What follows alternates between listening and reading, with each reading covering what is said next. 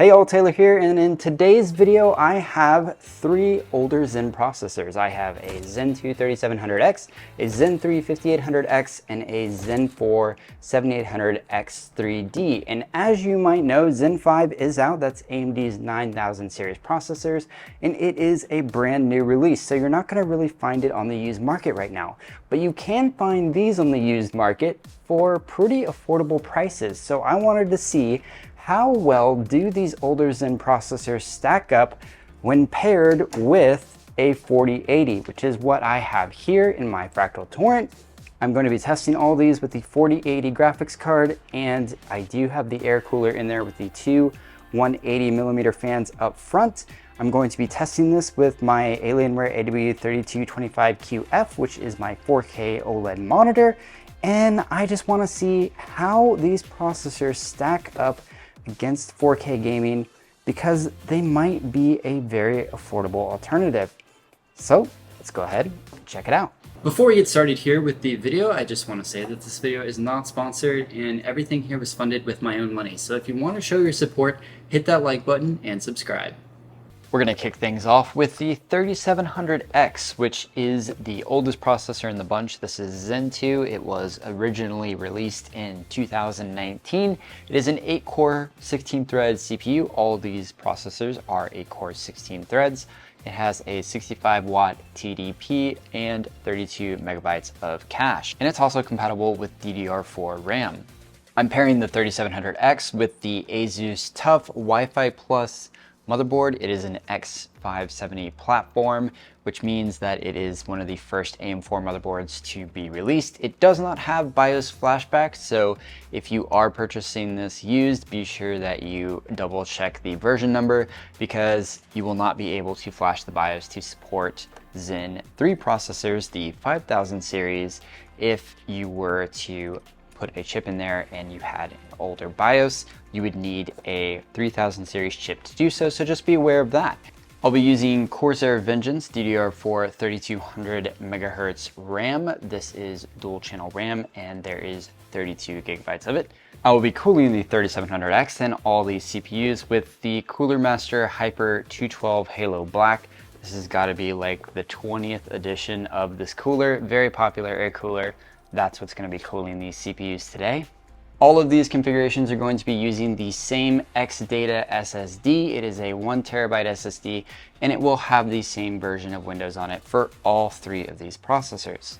Starting things off in Modern Warfare 3, and you can see that we are getting above 120 frames per second, so that's good news for high refresh rate gaming. This is 4K with DLSS set to balanced, and the CPU is drawing 73 watts. Keep in mind that it can draw higher than the 65-watt TDP, and it is also staying at 58 degrees Celsius, so it is running nice and cool even with that air cooling. Jumping into the in-game benchmark, you can see that we netted an average of 115 frames per second with DLSS off, so this is native 4K. The CPU has a little bit of a bottleneck and it reads 165 frames per second. Again, that is native 4K. And when we look at the same benchmark with DLSS set to balance, we're getting 138 frames per second average, and our CPU frames per second jumped to 172 frames per second. Next, let's take a look at Apex Legends with the 3700X. Apex Legends does not support DLSS, so this is native 4K, and you can see that we're getting around 170 frames per second, which is very good for high refresh rate gaming. The CPU is at 58 degrees Celsius, so similar to what we saw in Modern Warfare 3, and is drawing about 70 watts of power.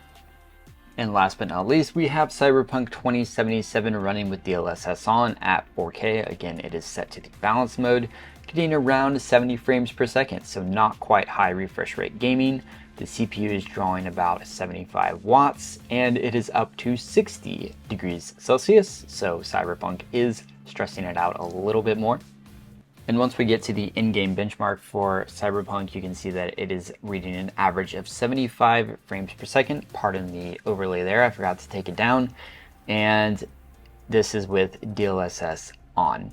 During all my in-game testing, I left hardware monitor on and it recorded a max temperature on the CPU of just 65 degrees Celsius. So this CPU is running pretty cool. As far as Geekbench 6 benchmarks go, the 3700X got a score of 8,188 for multi-core and 1,732 for single core. How much is the 3700X on the used market? I have eBay pulled up here and I just typed in 3700X. I am sorting by used parts and I have it set to buy it now. I sorted by newly listed. There's a 3700X for $80 plus shipping. And then there's another one over here for $79.95 plus shipping. And we have 100. Yeah, you can see that it's hovering around $80, which is pretty good. I mean, that's a 3700X for $80, not bad. And you can probably find some even cheaper for that. Next, let's check out the 5800X. There is two variants of this. There is the X and the X3D. This is just the X version. It came out in 2020 and it is categorized as Zen 3. It has 8 cores, 16 threads, 32 megabytes of cache, and it has a TDP of 105 watts. In Modern Warfare 3 multiplayer, here we can see that we're getting roughly around the same frames per second, above that 120 frames per second mark, so definitely suitable for high refresh rate gaming. And our temperature is actually up from 58 degrees Celsius. We're now at 64. Looking at the in-game benchmark for native 4K, you can see that we get the exact same frames per second we got in the last benchmark. However, the average frames per second on the CPU is up to 221 frames per second. And looking at those benchmarks for 4K DLSS balanced, you can see that we get 1 frame per second higher than the 3700X, but our average CPU is up to 230 frames per second. Here in Apex Legends in 4K, we're getting roughly around the same performance as we saw in the 3700X at around 170 frames per second, so suitable for high refresh rate gaming.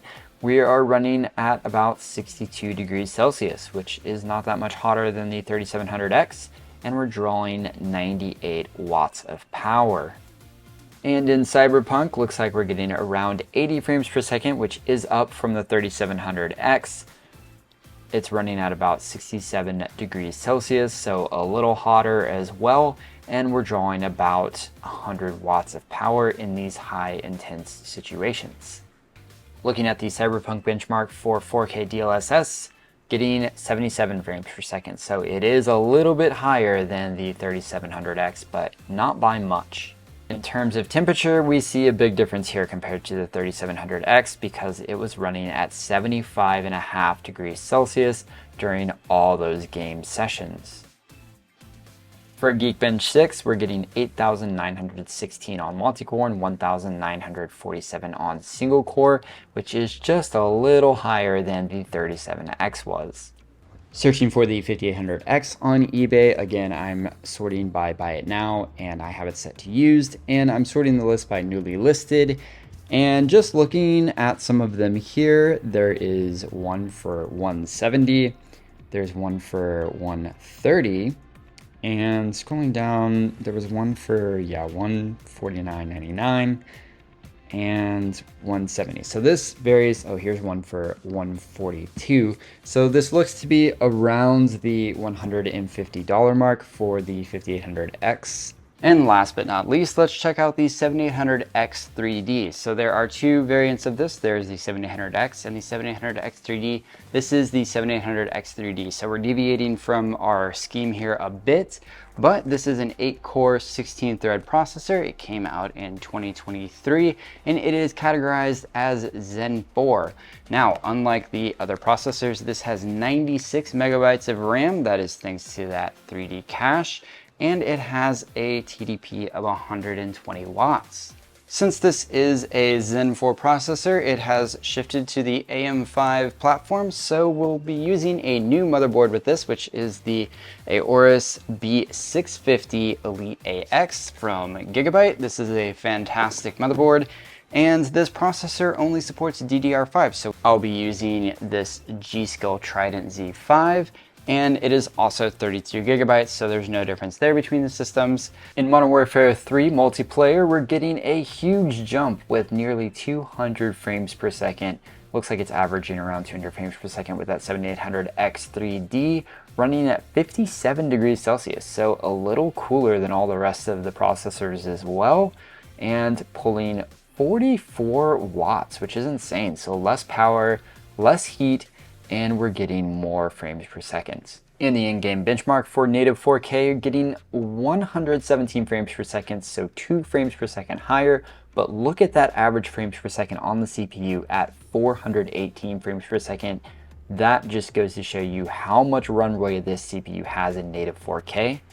And the benchmarks for DLSS balance show that we're getting 144 frames per second and a whopping 436 frames per second on that CPU, which is just insane. That is a very fast CPU.